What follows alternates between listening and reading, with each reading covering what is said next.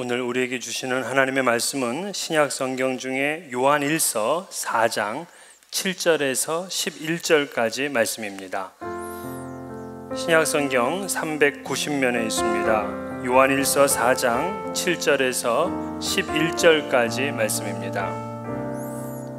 이 말씀을 봉독할 때에 살아계신 하나님의 음성을 들을 수 있기를 바랍니다. 사랑하는 자들아, 우리가 서로 사랑하자. 사랑은 하나님께 속한 것이니 사랑하는 자마다 하나님으로부터 나서 하나님을 알고 사랑하지 아니하는 자는 하나님을 알지 못하나니 이는 하나님은 사랑이심이라. 하나님의 사랑이 우리에게 이렇게 나타난 바 되었으니 하나님이 자기의 독생자를 세상에 보내심은 그로 말미암아 우리를 살리려 하심이라. 사랑은 여기 있으니 우리가 하나님을 사랑한 것이 아니요 하나님이 우리를 사랑하사 우리 죄를 속하기 위하여 화목제물로 그 아들을 보내셨음이라. 사랑하는 자들아, 하나님이 이같이 우리를 사랑하셨은즉 우리도 서로 사랑하는 것이 마땅하도다. 아멘. 지난 주일 박용호 목사님이 오셔서 우리 1부, 2부 예배를 설교하셨습니다. 그래서 2부 설교 시간에는 제가 잠깐 우리 교회 학교의 예배 모습을 보기 위해서 제가 한번 쭉 돌아봤습니다.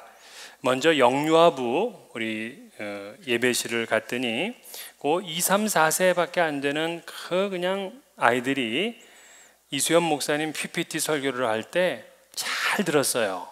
그 대답도 잘하고 너무나 귀엽게 아이들이 예배를 드리는 모습을 봤습니다.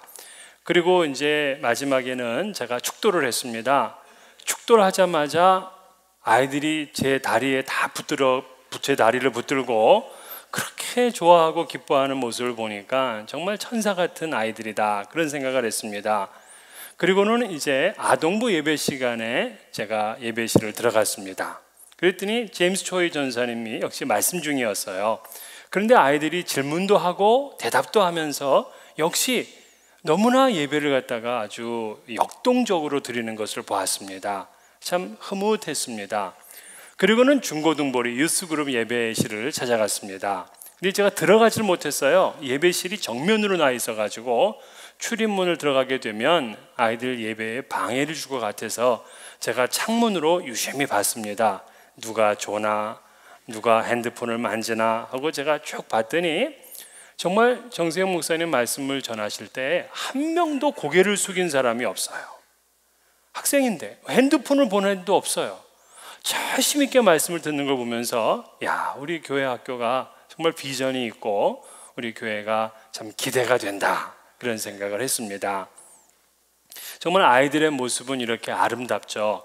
또 제가 새벽마다 요람을 가지고 하나님 앞에 기도를 드립니다. 요람에 우리 이제 교인들의 사진과 또 이름이 다 이렇게 올려져 있잖아요.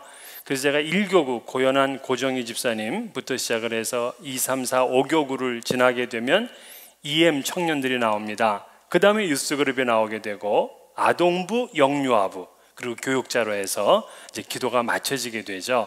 근데 점점 갈수록 이제 어린 아이들이 나오는 거예요. 그런데 아이들 모습을 보게 되면 제가 기도하면서 웃음이 나올 정도로 그렇게 귀엽고 사랑스러워요. 어떤 애는 눈이 개슴츠레 이렇게 찍었어요. 또 뚱한 아이도 있습니다. 그런데도 어느 하나 한 명이 참 미운 아이가 없고 다 그렇게 귀엽고 아름답다 하는 생각을 하면서 기도를 마치게 됩니다.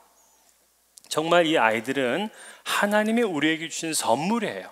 그래서 아이들은 울어도 짜증내도 그냥 부모들이 보기에 또 어른들이 보기에 아름다운 모습으로 보는 것입니다. 그런데 이상하게 어른이 되면 그 아름다운 모습은 어디로 간 것입니까?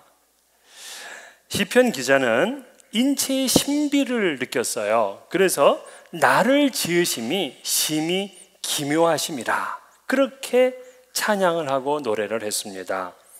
그렇습니다. 우리 주변에는 정말 아름다운 인생을 사는 사람이 있어요. 그러나 반대로 추한 인생을 사는 사람들이 있습니다. 이 세상을 밝게 만드는 사람이 있고 이 세상을 어둡게 만드는 그런 암적인 사람도 있더라고요. 그러면 그 차이는 도대체 어디에서 오는 것인가? 저는 한마디로 사랑에서 온다, 그렇게 말씀을 드립니다. 인간은 사랑을 받고 사랑을 주면 그 인생의 아름다움이 빛을 발하게 되어 있습니다. 여러분, 왜 가정의 어머니가 그렇게 아름다운가? 어머니는 그저 사랑을 주는 분이기 때문에 그렇습니다. 어떤 가정이 행복하는가? 서로 사랑하며 사는 가정이 행복한 것입니다. 그러나 사랑이 없으면 고독합니다. 불안합니다. 사랑이 없으면 가정도 위기를 맞습니다. 사랑이 없으면 도덕이 무너지고 질서도 무너집니다. 사회와 세계도 위기를 맞습니다. 왜 세상에 이렇게 전쟁이 많습니까? 사랑이 없기 때문에 그렇죠. 또 요즘 현대병들이 많습니다. 정신의학적으로 보게 되면 한마디로 무슨 병이느냐? Love me, 나를 사랑해달라는 병이라는 거예요.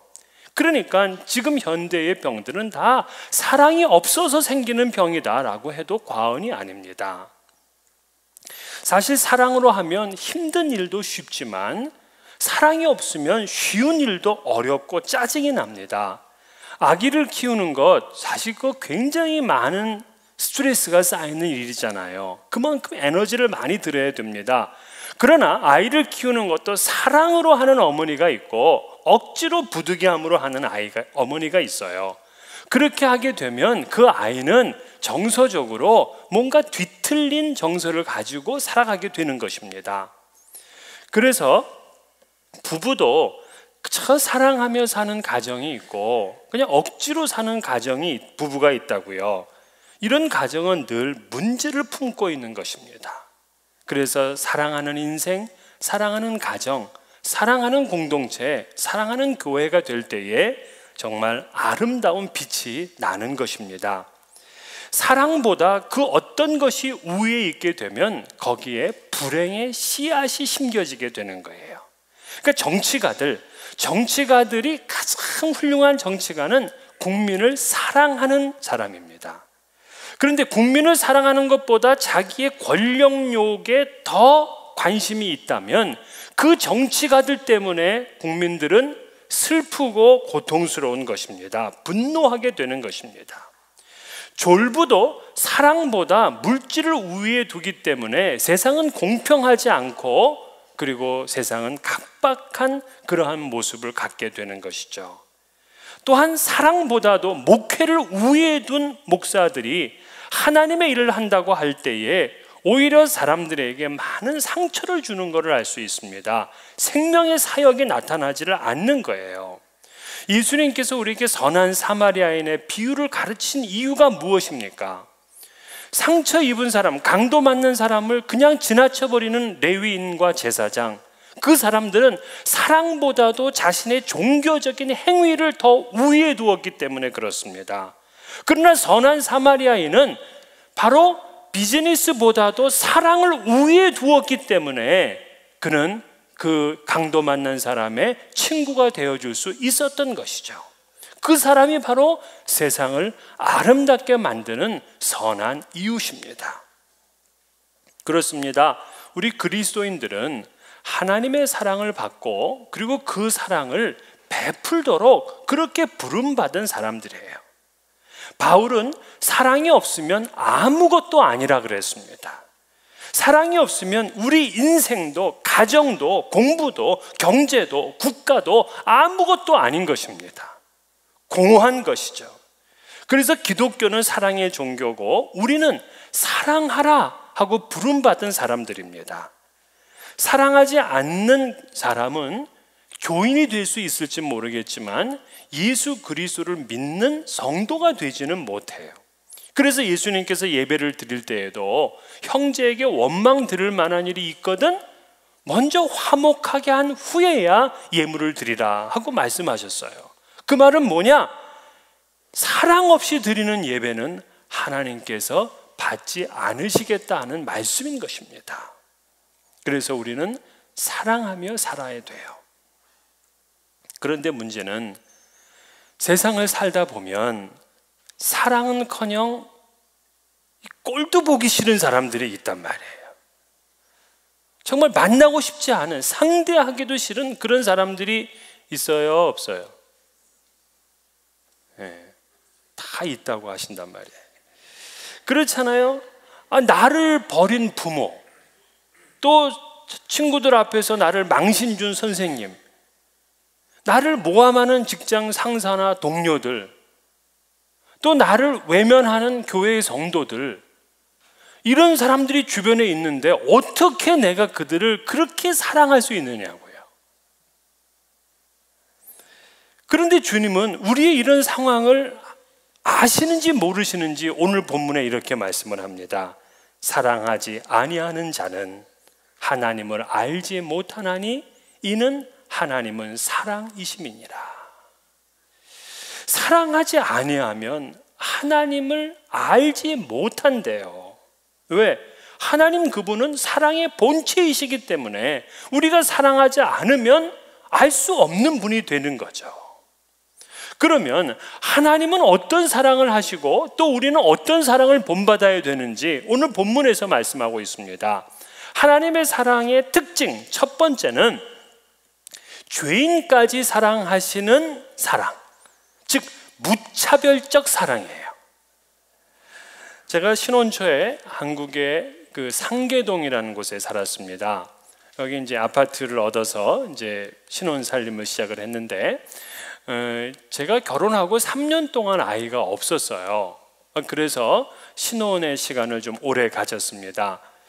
근데 둘이 이제 맞벌이를 했는데 저는 학교 선생이니까 뭐 집에 오면 한 4시면은 집에 와요. 근데 제 와이프는 한 은행을 다녔기 때문에 퇴근하고 오면 7시쯤 옵니다. 그럼 저는 한 3시간을 기다려야 되니까 또 집에서 기다리는 게 예의가 아니잖아요. 그래서 제 와이프가 이제 지하철을 타고 온단 말이에요. 그럼 제가 지하철역까지 마중을 나갑니다. 근데 거긴 종점이 돼가지고요, 마지막 나올 때는 사람들이 구름띠처럼 그 계단 밑을 내려와요. 사람들이 어마어마하게 많습니다. 그런데도 제가 우리 집사람을 한눈에 딱 알아봐요. 왜 알아볼까요? 그 중에 빛나는 사람이 있거든요. 그러니까 금방 알아보는 거예요. 그래서 늘 그렇게 이제 마중을 하다가 이것도 왔다 갔다 하면은 와이프가 힘들게 직장일 하고 오는데 내가 좀 뭔가 도와줘야 되겠다 싶어서 자전거를 한 대 샀어요. 그래서 자전거를 타고 그 앞에서 기다리는 겁니다. 그래서 이제 와이프가 이제 내려오게 되면 그냥 손을 흔들고 제 뒤에 이렇게 탁 태워가지고 제가 자전거로다가 바람을 탁 휘날리면서 이렇게 오는 거예요. 영화에서 보셨죠? 네. 이제 그렇게 이제 집으로 오면서 그 앞에 가게에 들려서 떡볶이도 사 먹고 순대도 사 먹고 하면서 이제 그렇게 신혼을 재미있게 보낸 겁니다. 그런데 신혼 때에도 싸워요, 안 싸워요? 이게 다툴 일이 있단 말이에요. 뭐 별거 아닌 거 가지고 다퉈요. 그러면 제가 그날도 나갈까요, 안 나갈까요? 안 나가. 지가 오든지 말든지 뭐 이런 생각에. 그래서 제가 그때 안 겁니다. 내 사랑이 너무나 감정적이구나. 내 사랑이 저 사람이 나한테 어떻게 했느냐 거기에 달려있구나. 그걸 안 겁니다. 여러분, 인간의 사랑은 그렇잖아요. 상대방이 어떻게 하느냐에 따라서 내가 사랑하느냐 안 하느냐를 결정한다고요. 그런데 하나님의 사랑은 어떠느냐? 무차별적이에요. 그러니까 상대의 자격을 따지질 않습니다. 왜냐? 하나님은 자기 자신에게서 우러나오는 사랑을 하시기 때문에 누구든지 사랑을 하시는 거예요. 그래서 사랑은 하나님께 속해 있어요. 오늘 7절에서도 사랑은 하나님께 속한 것이니, 그러니까 상대방의 이유 때문에 사랑하는 것이 아니라 하나님 그 자신에게서 사랑이 나오는 것이기 때문에 누구든지 그 사랑을 우리는 입을 수가 있다고요. 제임스 패커는 하나님을 아는 지식이라는 책에서 신약 시대의 헬라와 로마에서는 죄인을 사랑하는 신에 대한 개념을 찾을 수 없다, 그렇게 얘기를 했습니다. 그러니까 그 당시 그리스 로마 신화를 보게 되면 그 신들은 전부 다 예쁜 여인에 대해서 욕정만을 품고 있는 그러한 신들이에요. 그런데 기독교의 하나님은 죄인까지 사랑하시는 신이란 말이에요. 이러한 신의 사랑을 표현할 단어가 없어요. 그래서 신약의 사도들이 만든 단어가 아가페라는 단어다, 그렇게 얘기를 했습니다. 그렇습니다. 하나님의 아가페 사랑은 무조건적인 은혜와 자비의 특징을 가지고 있어요. 우리의 공적과는 반대되는 그 하나님의 무조건적인 친절하심에서 그 사랑이 우러나오는 것입니다. 그래서 여러분, 우리가 봉사를 열심히 하기 때문에 하나님이 사랑하신 거 아니에요. 우리가 지금 우리 인디펜던스, 우리 할리데이인데 놀러 가지 않고 교회에 나오기 때문에 하나님이 사랑하시는 거 아니에요. 우리가 열심히 찬양하고 우리가 최선을 다해서 헌금을 하기 때문에 하나님이 사랑하신 거 아니라고요. 마냥 본성이 부패되고 온통 악으로 무장되어 있고 하나님 앞에서 추방당에 마땅한 우리들이지만 하나님은 그분에게서 흘러나오는 그 사랑으로 우리를 사랑하십니다. 그래서 사도 바울은 로마서 5장 7절 8절에 의인을 위하여 죽은 자가 쉽지 않고 선인을 위하여 용감히 죽는 자가 혹 있거니와 우리가 아직 죄인 되었을 때에 그리스도께서 우리를 위하여 죽으심으로 하나님께서 우리에게 대한 자기의 사랑을 확증하셨느니라 그랬어요. 우리가 의인도 아니고 선인도 아닙니다. 죄인입니다. 그런데도 하나님은 우리를 사랑하셨어요. 사실 한 배에서 나온 형제끼리도 서로 사랑하는 거 쉽지 않아요. 심지어 나를 낳아준 부모님을 그렇게 열정적으로 사랑하는 거 어렵습니다. 같이 사랑해서 결혼한 그 사람들끼리도 서로 사랑하며 사는 것이 그렇게 힘이 들잖아요. 그런데 하나님은 원수, 죄인, 심지어 반역자인 우리를 끝까지 사랑해내시는 것입니다. 그래서 하나님의 사랑은 죄인까지 사랑하시는 무차별적인 사랑이에요. 신약 성경을 보세요. 멀리 아버지를 싫다고 떠나버렸던 그 탕자까지도 하나님은 사랑하고요. 또 자기의 몸을 파는 율락 여성까지도 하나님은 사랑하세요. 심지어 자기 자식을 인신매매로 팔아버린 그 부모까지도 하나님이 사랑하십니다. 사람을 여럿이나 죽여서 자기의 목숨이 사형장에 이슬로 사라질 수밖에 없는 그 사형수도 우리 하나님은 사랑하십니다. 이것이 바로 죄인까지 사랑하시는 하나님 사랑의 첫 번째 특징이에요. 두 번째 하나님의 사랑은 주는 사랑, 베푸는 사랑입니다. 요한 1서 4장은 8절과 16절에서 하나님은 사랑이시라 라고 그렇게 말했어요. 그런데 그 증거가 뭐냐 할 때에 독생자를 세상에 보내셨다 하는 것을 오늘 본문 9절과 10절에서 반복해서 말하고 있습니다. 이것은 무엇이냐면 하나님은 못된 폭군처럼 자기만을 사랑하라 하고 얘기하신 것이 아니라 먼저 하나님은 주는 사랑, 베푸는 사랑을 하신 거예요. 예수님께서도 사도 바울에게 주는 것이 받는 것보다 복되도다 하고 말씀하셨습니다. 자, 받는 게 복이에요, 아니에요? 받는 게 복이에요.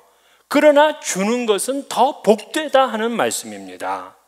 예수님을 믿으면서 왜 사람들이 행복하지 않는 줄 아십니까? 사랑을 덜 받아서가 아니라 사랑을 덜 했기 때문에 그런 겁니다. 왜? 사랑을 하는 사람이, 사랑을 주는 사람이 더 큰 복을 받기 때문에 그래요. 하나님의 사랑의 특징이 주는 사랑입니다. 우리가 잘 아는 요한복음 3장 16절에서도 하나님이 세상을 이처럼 사랑하사 독생자를 주셨으니, 사랑한다고 하면서도 사람들에게 사랑을 주지 않으면 안 돼요. 사랑은 우리 마음속으로만 머무르는 감정이 아닙니다. 주님의 사랑으로 사랑한다라고 하면은 그것은 희생을 전제로 한 거예요. 내 물질로 돕고 또 내 몸으로 섬기고 찾아가 주고 하는 이 주는 사랑을 하는 거예요. 사랑을 받기만 하려는 성도는 성장하지 않습니다. 가정에서도 부부가 사랑을 서로 받기만 하려고 하면은 그 가정은 불행합니다. 그러나 서로 간의 사랑을 주려고만 하면 그 가정은 금방 풍성한 사랑으로 넘쳐나요. 행복합니다. 그래서 우리는 먼저 주는 사랑을 해야 되는 것이죠.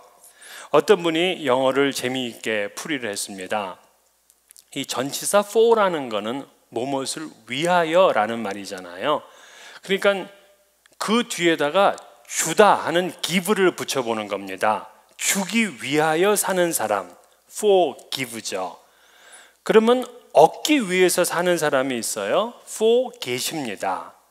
그렇기 때문에 주기 위해서 사는 사람은 하나님으로부터 forgive, 용서함을 받고, 얻기 위해서 그냥 쌓아두려고만 하는 사람은 하나님께로부터 forget, 잊혀진 사람이 된다 하고 그렇게 해석을 했습니다. 주는 자가 돼야 돼요. 그래서 어떤 사람은 항상 자기 집에 누가 오면 뭐라도 그냥 줄까 하는 분이 있고, 또 어떤 분은 남의 집에 가면 꼭 뭐라도 얻어갈까 하면서 또 가는 사람들이 있어요. 그렇게 되면 이건 그리스도인답지 않은 거죠. 베푸는 손길에 기적이 나타납니다. 우리 사르밧 과부를 보세요. 그 여인은 지금 당장 먹고 죽을 것밖에 없어요. 그런데도 선지자에게 베풀고 주었더니만 그의 가정에 놀라운 기적이 일어난 것입니다. 하나님께서는 우리에게 무한한 사랑을 하십니다. 그걸 약속해 주셨어요. 요한복음 8장 32절에 자기 아들을 아끼지 아니하시고 우리 모든 사람을 위하여 내주신 이가 어찌 그 아들과 함께 모든 것을 우리에게 주시지 아니하겠느냐. 이 말은 뭐냐면 하나님께서 우리에게 예수 그리스도를 주신 것은 앞으로 모든 좋은 것을 주시기 위한 예고편이다, 이 얘기입니다. 그래서 마틴 루터는 하나님은 나의 것이니 모든 것이 나의 것이다, 그렇게 당당하게 이야기를 했습니다.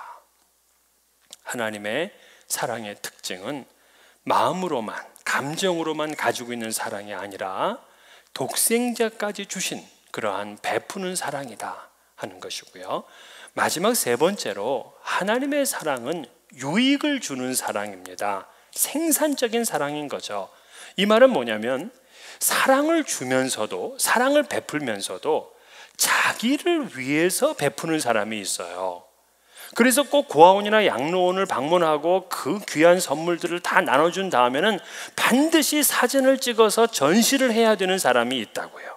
교회도 마찬가지입니다. 선교 사업을 한다는 그 이름을 내기 위해서 선교하고 구제를 하는 사람들이 있어요. 그렇다면 그들의 사랑은 상대를 위한 사랑이 아니라 자기 자신을 위한 사랑이 되는 거죠. 그러나 하나님의 사랑은 상대의 유익을 위한 사랑입니다. 하나님께서 독생자를 세상에 보내신 목적을 오늘 성경에는 말하고 있어요. 9절 하반절, 그로 말미암아 우리를 살리려 하심이라. 10절 하반절, 우리 죄를 속하기 위하여 화목 제물로 그 아들을 보내셨음이라.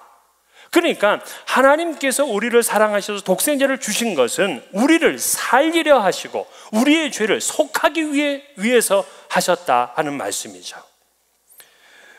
자기 자신을 향한 사랑은 그 참된 사랑이 되지를 못합니다. 자신의 욕망을 채우려는 사랑, 역시 그것도 참된 사랑이 아닙니다. 하나님은 우리를 살리시고 우리의 죄를 속하시기 위해서, 우리를 유익하게 하기 위해서 우리에게 사랑을 베풀어 주신 것입니다.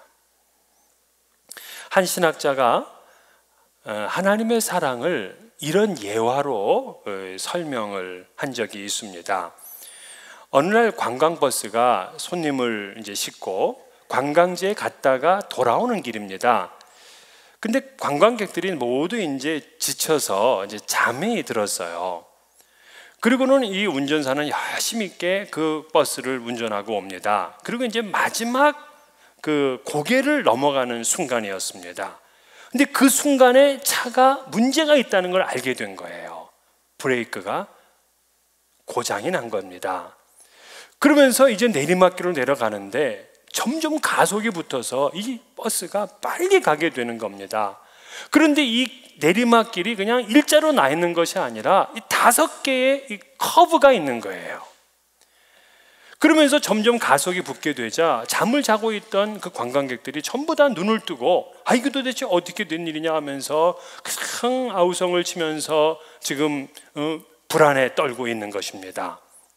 그런데 이 운전자는 아주 여유 있게 그래도 능숙능란하게 그 커브길을 잘 돌아서 하나, 2개를 지났어요.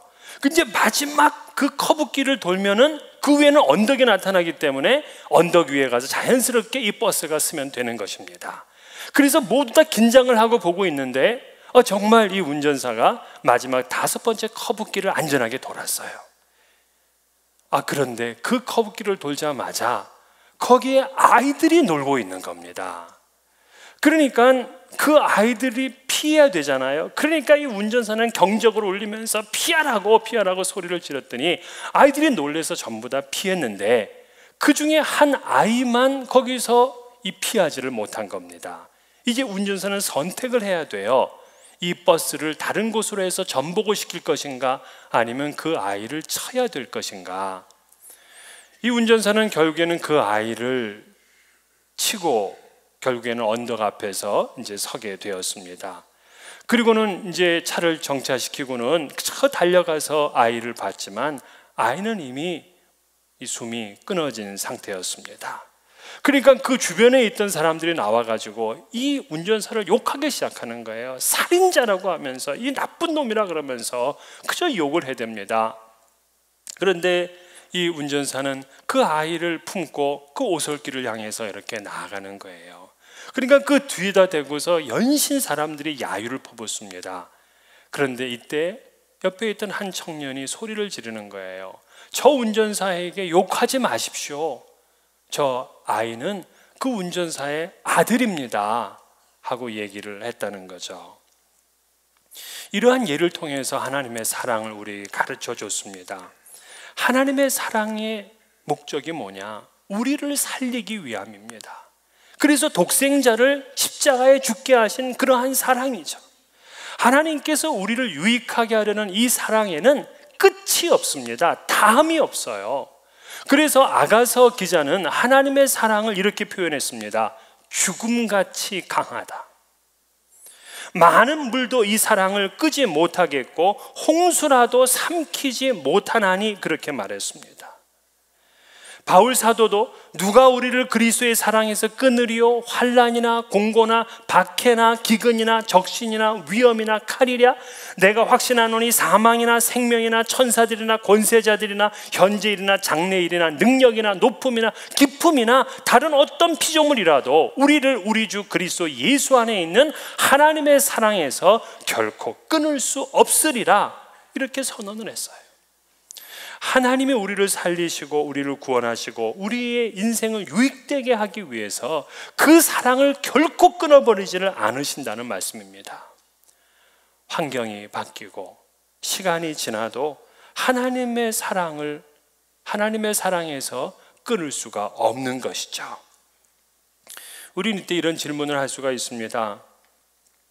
하나님이 무차별적인 사랑, 하나님이 주는 사랑, 또 우리를 살리시는 유익한 사랑을 하시는데 그 이유가 무엇입니까? 왜 우리를 그렇게 사랑하십니까? 하고 물을 수가 있어요. 요한 웨슬레의 동생인 찰스 웨슬레는 이렇게 답을 했습니다. 하나님이 우리를 사랑하신 것은 그분이 우리를 사랑하시고자 하였기 때문이다. 이거 외에 무슨 답이 있겠습니까? 하나님께서 애굽에 종살이 하던 히브리 민족을 택하신 이유가 무엇입니까? 하나님이 사랑하시고자 결정했기 때문에 그런 거예요. 신명기 7장 7절에서 8절 여호와께서 너희를 기뻐하시고 너희를 택하심은 너희가 다른 민족보다 수요가 많기 때문이 아니니라. 너희는 오히려 모든 민족 중에 가장 적으니라. 여호와께서 다만 너희를 사랑하심으로 말미암아. 하나님이 이스라엘을 택하신 것은 그들이 수요가 많고 그들이 강대국이기 때문에, 그들 가운데 훌륭한 인물이 있기 때문에, 그들의 문화가 뛰어나서 그런 것이 아니었어요. 오히려 적은 수고, 오히려 모든 나라 중에서 가장 연약한 백성들입니다. 그런데도 하나님께서 그를 사랑하시려고 하셨기 때문에 그들을 구원하시고 그들의 모든 삶을 인도해 주신 것입니다. 하나님이 사랑하시기로 작정하셨기에 죄인도 사랑하시고 또 자기의 귀한 독생자까지 주시며 사랑하시고 또 끝까지 우리의 유익을 위해서 사랑하시는 것입니다. 그래서 요한은 이제 우리도 그같이 사랑하자 하고 오늘 본문에서 마지막 결론으로 이야기를 합니다. 11절입니다. 사랑하는 자들아, 하나님이 이같이 우리를 사랑하셨은즉 우리도 서로 사랑하는 것이 마땅하도다. 심지어 7절 8절은 사랑하는 자마다 하나님을 알고 사랑하지 아니하는 자는 하나님을 알지 못하나니 그랬어요. 여러분들은 모두 하나님을 아시죠? 하나님을 아시는 것을 어떻게 증명하겠습니까? 그것은 바로 내가 사랑하며 살아갈 때 내가 하나님을 아는 것이 증명이 되는 거예요. 사랑하지 않고 살면 그분은 하나님을 알지 못하는 것이고 결국 하나님과 관계없는 인생을 살다가 끝나는 것입니다. 인간관계는 두 가지 형태가 있다고 합니다. 하나는 미움의 순환 사이클을 타는 사람이 있고 또 하나는 사랑의 순환 사이클을 타는 사람이 있어요. 그러니까 미움의 순환 사이클은 약간의 상대방의 그 과오나 또 잘못, 거기서 실망을 하게 됩니다. 실망하니까 그 사람을 마음에 들어 하질 않아요. 조금만 일해도 원망을 하게 됩니다. 그러다 보니까 정죄하게 되고요. 정죄하니까 미워하게 되고 미워하니까 사람을 죽이는 것입니다. 미움의 순환 사이클을 가지고 있는 사람은 상대가 그렇기 때문에 내가 그랬을 뿐이라 하면서 자기의 잘못은 없다고 주장을 하죠. 그러나 사랑의 순환 사이클을 가지고 사는 사람은 조금만 친절해도 고마워합니다. 고마워하니까 그 사람을 잘해주고 잘해주니까 사랑하고요. 사랑하니까 행복해요. 행복하니까 양보하게 되고 이해하게 되고 그 사람의 잘못도 다 용서하게 되고 희생까지 할 수 있게 되는 것입니다. 처음에는 그 차이점은 미약하였지만 나중에는 너무나 큰 차이가 나는 것입니다. 그래서 그리스도인들은 누구라도 미워하는 일을 시작해서는 안 됩니다. 사랑해야죠. 하나님께서 우리를 사랑하시는 것처럼 이제도 우리를 사랑해야 됩니다. 그래서 첫 번째 무차별적인 사랑, 다시 말해서 내가 좋아하는 사람만 사랑하는 것이 아니라 누구라도 사랑할 마음을 가지셔야 됩니다. 두 번째는 주는 사랑, 베푸는 사랑이라 그랬어요.